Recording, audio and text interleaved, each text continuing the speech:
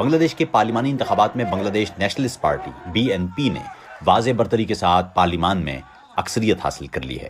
Election commission کے مطابق BNP اتحاد نے کل 299 نشستوں میں سے 212 پر کامیابی حاصل کی ہے، جبکہ جماعت اسلامی اتحاد کو 77 نشستیں ملی ہیں۔ 2024 میں شیخ حسینہ کو اقتدار سے ہٹانے کی مہم کی قیادت کرنے والے نوجوانوں کی نیشنل سٹیزن پارٹی کو صرف 6 نشستیں ملی ہیں۔ طلبہ کی جماعت ایک انتخابی اتحاد کا حصہ تھی اور اس نے 30 نشستوں پر انتخاب لڑا۔ بنگلہ دیش میں مجموعی ووٹنگ ٹرن آؤٹ تقریباً 59% رہا۔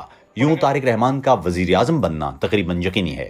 طارق رحمان کے سامنے سیاسی استحکام، سرمایہ کاروں کے اعتماد کی بحالی اور معیشت کو بہتر بنانے جیسے بڑے چیلنجز ہیں۔ BNP نے عوام سے بڑی تقریبات سے گریز کرنے کی اپیل کی ہے۔